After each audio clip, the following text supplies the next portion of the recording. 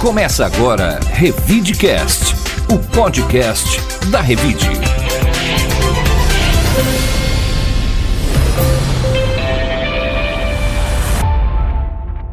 Revide. Olá, eu sou o Murilo Pinheiro. Bem-vindo ao nosso Revidecast, o podcast da Revide. Aqui você vai saber de tudo o que aconteceu de mais importante na última semana. Olá, eu sou Paulo Apolinário. E no Revidecast de hoje você vai ouvir: Receita Federal apreende R$2 milhões em produtos falsificados em lojas em Ribeirão Preto. Ministério Público do Trabalho começa a receber denúncias de assédio eleitoral. Registro de candidatura de Ismar Menezes à Prefeitura de Ribeirão Preto é indeferido. Vereador Paulo Moda sofre acidente de trânsito em Ribeirão Preto. Sobe para 12 o número de suspeitos presos por incêndios. Revide. Uma operação da Receita Federal apreendeu na última quarta-feira R$2 milhões em produtos suspeitos de falsificação em pelo menos 4 lojas no centro de Ribeirão Preto. Os produtos, em sua maioria vestuários, perfumes, acessórios e calçados, não tinham nota fiscal, segundo o auditor fiscal que acompanhou a operação. Nessas situações, para reaverem os produtos, os lojistas precisam apresentar a documentação adequada em até 72 horas. As lojas alvo da Receita Federal estão localizadas nas ruas São Sebastião, Álvares Cabral e Amador Bueno. A operação da Receita visa o combate ao contrabando, descaminho, pirataria e falsificação de marcas. Bom, Paulo, aí assim, a gente tem aquela velha questão, né, do contrabando e dos produtos falsificados, né?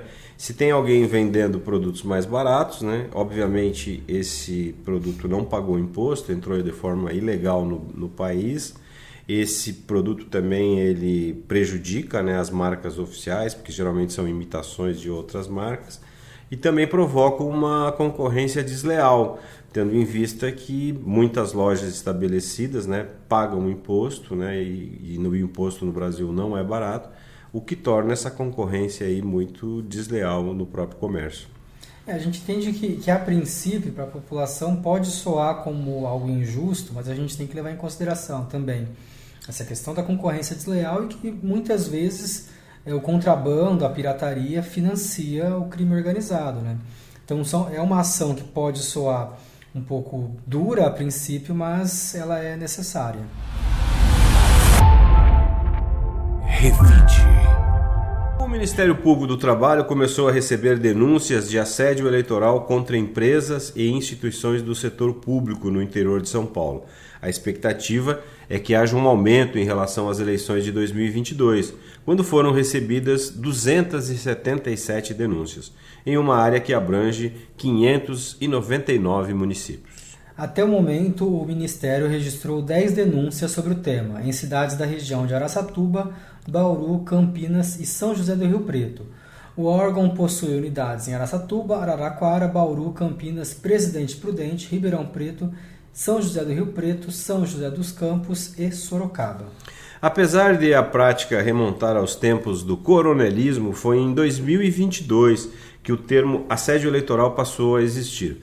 O assédio eleitoral ocorre sempre que há uma intimidação do empregador, utilizando de sua estrutura empresarial e de seu poder diretivo para modificar o voto do trabalhador a ele vinculado. As denúncias podem ser encaminhadas ao MPT pelo site www.prt15.mpt.mp.br. O sigilo é garantido por lei. Bom, a campanha está esquentando, né? Além dessa questão aí do assédio eleitoral feito pelas empresas, né? A legislação também tem uma série de regras, né, com relação a proibições de utilização de espaços públicos, impulsionamento na internet, né? E o que eu vejo que vai aparecer muito nessa eleição aí é a montagem de vídeos, né? Já começaram a circular aqui em Ribeirão Preto, inclusive, as montagens de vídeos. Então é bom que o eleitor fique bem atento aí para o material que vai receber, prestar atenção nas edições, né? Saber se aqueles fatos são relativos mesmo àquele período, se não há uso de inteligência artificial. Enfim, é preciso a partir desse mês de setembro, aí, um mês antes da eleição, que todo mundo fique bastante atento. E lembrando também aqui ainda sobre a questão do trabalho, é que não necessariamente ele está proibindo o patrão, o empregador, de ter um candidato, de declarar voto, né?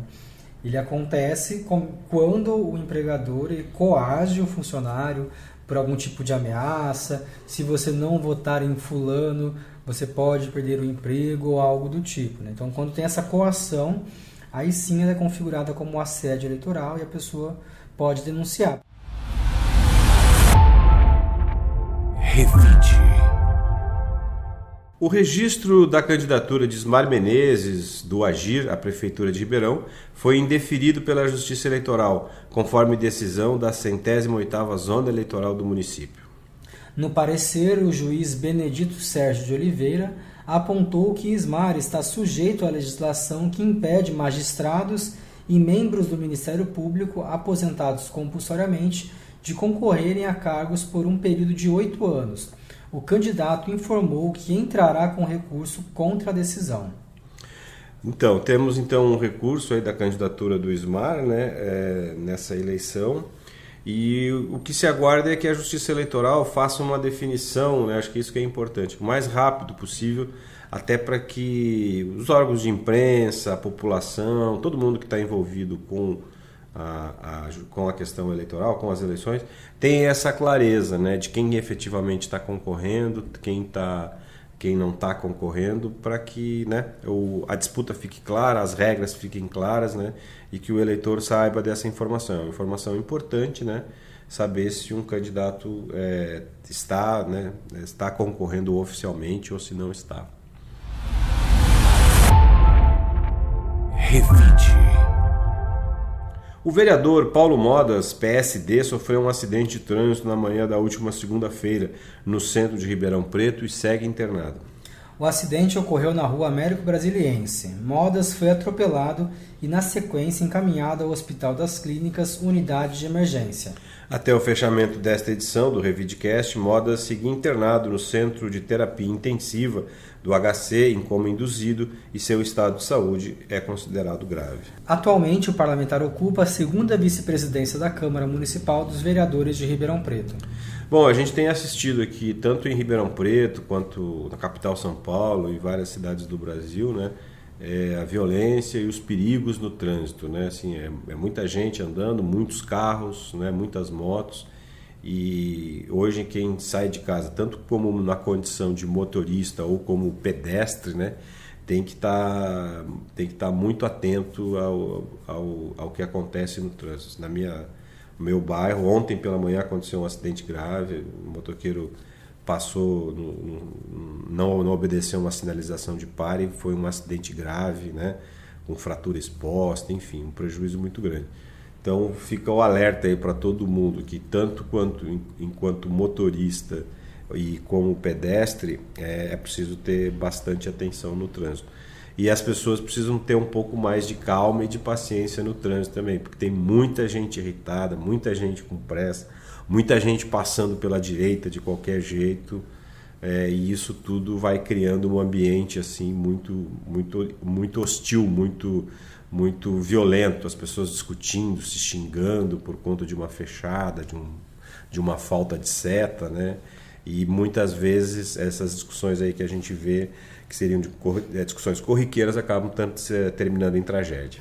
Sim, e é triste porque há 2 anos o Paulo Modas já tinha sofrido um acidente, né, mas na ocasião ele, enquanto motorista, sofreu só algumas escoriações, e agora esse acidente que foi gravíssimo, né, ele atravessava a rua ali no centro e foi atingido em cheio pelo carro.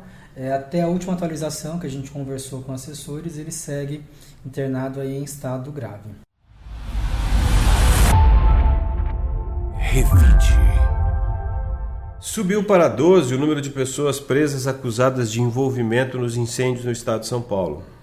A 12ª prisão foi a de um homem de 50 anos na última terça-feira, suspeito de atear fogo em uma vegetação de mata nativa de Batatais. Até o momento, a Secretaria de Segurança do Estado de São Paulo confirmou 2 suspeitos detidos em Franca, 2 em São José do Rio Preto, 1 em Jales, 1 em Guaraci, 1 em Salto, 1 em Pindorama, 1 em São Bernardo do Campo, além dos 3 presos em Batatais. Bom, aqui a gente tem visto aí, né, que Infelizmente, algumas pessoas, por razões ainda não bem esclarecidas, aproveitaram a forte seca e falta de chuva que acontece aqui na nossa região e em várias regiões do Brasil para colocar fogo, né, na vegetação, fogo em plantações, né, uma atitude inadmissível, né, e que causa grandes prejuízos numa época de fase ruim.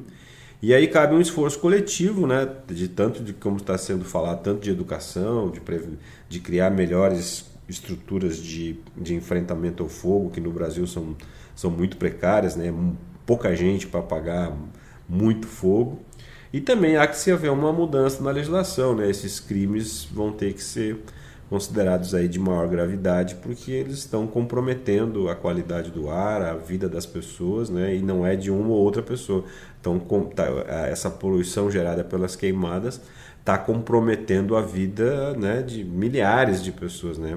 Haja visto o que está acontecendo aqui em Ribeirão Preto, uma coisa nunca antes registrada, né? Uma qualidade de ar tão ruim por tanto tempo como a gente tem enfrentado, foi essa semana aí que passou. Sim, é complicado também justamente depois que a gente viu no dia 24 de agosto, né, aquele sábado do fogo, que não que exista um momento apropriado porque não há para esse tipo de crime, mas as pessoas continuarem colocando fogo mesmo após daquele momento que a gente passou, onde a cidade inteira foi engolida pelas cinzas, é muito sintomático de um grupo de pessoas que não se importa ou não tem noção de causa e consequência dos seus atos. Essas prisões, a maioria delas, porque até aquele sábado eram 7 prisões, a gente já teve mais 5, são mais 5 pessoas que colocaram fogo mesmo depois daqueles eventos, mesmo depois da cidade inteira estar coberta, do estado inteiro estar coberto por cinzas, né? Então é realmente uma força-tarefa aí do governo federal, do governo do estado de São Paulo, para tentar prender essas pessoas e também encontrar possíveis mandantes. Revide. E o Paulo Apolinário vai nos contar os destaques da Revide desta semana, que circula na sua versão digital.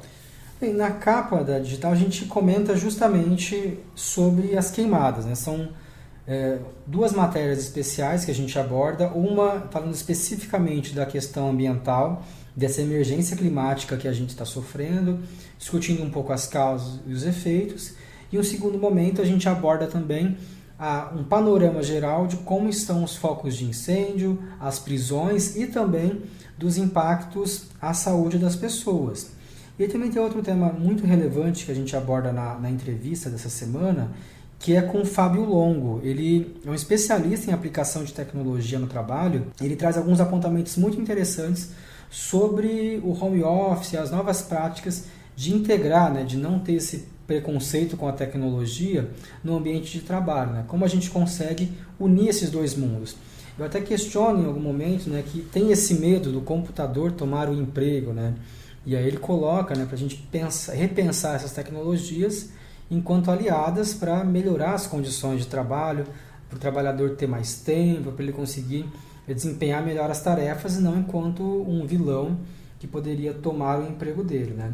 Além disso, a gente aborda também a questão das Paralimpíadas, né, e como que esse evento ele acaba impulsionando o esporte paralímpico, a prática de exercícios físicos, não só de pessoas com deficiência aqui em Ribeirão Preto, né? Então, para essas e outras notícias, basta acessar o portal Revide ou nos seguir nas redes sociais.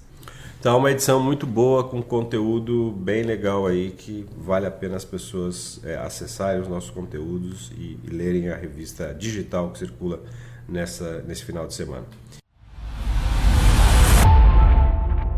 Revide. O Superaparque de Inovação e Tecnologia, em parceria com a Agência Brasileira de Promoção de Exportações e Investimentos, tem sido um importante agente na qualificação e apoio a empresas interessadas em expandir suas operações para o mercado internacional. O Programa de Qualificação para Exportação, Núcleo de Ribeirão Preto, já atendeu 171 empresas, resultando em expressivos avanços nas exportações da região.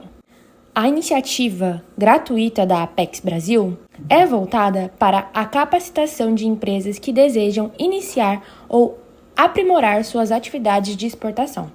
Localizado no Supera Park, o núcleo de Ribeirão Preto tem se destacado pelo impacto positivo na competitividade das empresas da região, abrangendo diversos setores, desde micro e pequenas empresas até médias e grandes corporações.